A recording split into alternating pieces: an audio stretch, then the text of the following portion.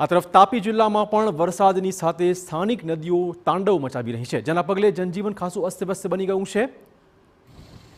એનો પુરાવા 5 દ્રશ્યો આપશે।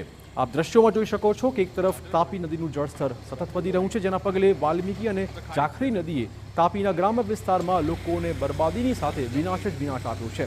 ક્યાંક પુલ ધોવાયા છે તો ક્યાંક આખો રસ્તો વહેણમાં વહી ગયો છે। વાલ્મીકી અને જાખરી નદીના કારણે સોનગઢ અને વ્યારામાં લોકોની ઘર વખરી લઈ બધું જ તણાઈ ગયું છે। ખેતીમાં પણ કંઈ ન વધ્યું, જેના કારણે લોકોને મોટો આર્થિક ફટકો પડી રહ્યો છે। તો તાપીના ધોધમાર વરસાદ થતાં અનેક ઘરમાં પાણી ભરાઈ ગયા છે। મેંઢોળા, ઝાખરી અને વાલ્મીકી નદી ગાંડીતુર બની છે। નદીના પાણી લોકોના ઘરમાં ભરાતા હાલાકી છે। ફાયર અને એનડીઆરએફની ટીમો કરી રહી છે કામગીરી। લોકોને સુરક્ષિત સ્થળે ખસેડવામાં આવ્યા હતા।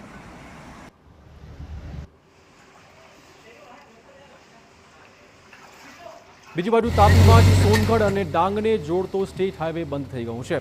સોનગઢના હીરાવાડી ગામે હાઈવે પર ગાબડું પડી ગયું છે।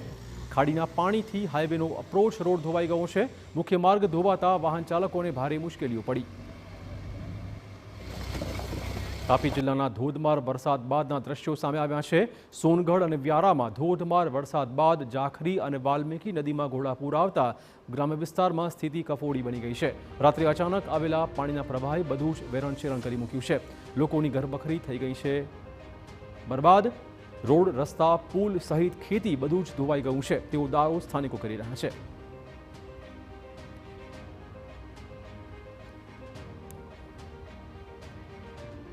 તો તાપીમાં વાલ્મીકી નદીમાં ઘોડાપૂરની પરિસ્થિતિ છે। વાલોડ ગામની પમ્પિંગ સ્ટેશનની દિવાલ ધરાશાયી થઈ ગઈ। નદી ગાંડીતુર બનતા કાંઠાના વિસ્તારોમાં નુકસાન પહોંચ્યું છે।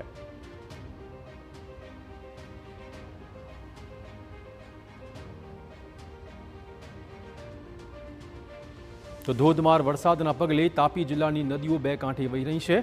વ્યારા વાલોડથી પસાર થતી જાખરી અને વાલ્મીકી નદી છલકાઈ ગઈ છે। નદી કાંઠાના ગામડાઓમાં આવેલા ઘરો પાણીમાં ગરકાવ છે। સ્થાનિકોની ઘરવખરી અને અનાજ પાણીમાં તણાઈ ગયું છે।